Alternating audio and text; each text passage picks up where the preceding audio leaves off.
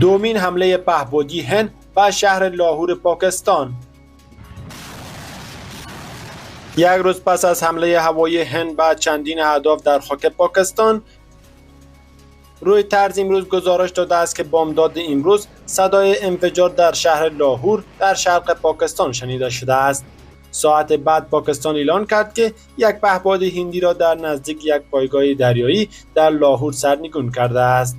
در همین زمینه سازمان فرودگاه‌های پاکستان از تعلیق موقت پروازها در فرودگاه‌های کراچی، لاهور و سیالکوت خبر داد.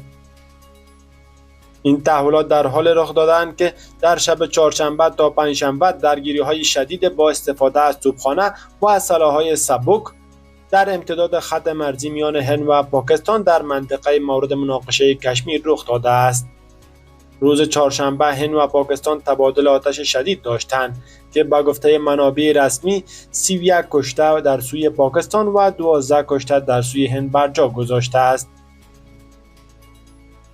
این درگیری‌ها با عنوان شدیدترین مواجهه نظامی میان دو قدرت هسته‌ای در 2 دهه گذشته توصیف شده است. همزمان با تبادل آتش سنگین در مرز کشمیر، نگرانی‌ها درباره تشدید بحران میان دو قدرت هسته‌ای افزایش یافته است. تحلیلگران هشدار دادند که شدت حمله هند که حتی شدیدتر از حمله 2019 بوده است، ممکن است منجر به پاسخ گسترده‌تر پاکستان شود. مقامات بین‌المللی از جمله دبیرکل سازمان ملل و کشورهای چین، روسیه و بریتانیا خواستار خویشتن‌داری شده‌اند. دونالد ترامپ رئیس جمهور آمریکا نیز از هر دو کشور خواسته است اختلافاتشان را حل و فصل کنند.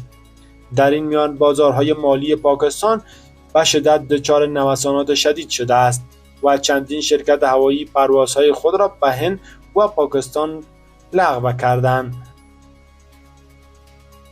با گفته رویترز، در حوزه مناقشه کشمیر این برخورد نظامی بزرگترین رویداد دو کشور از زمان جنگ تمام عیار بیش از نیم قرن پیش محسوب می شود.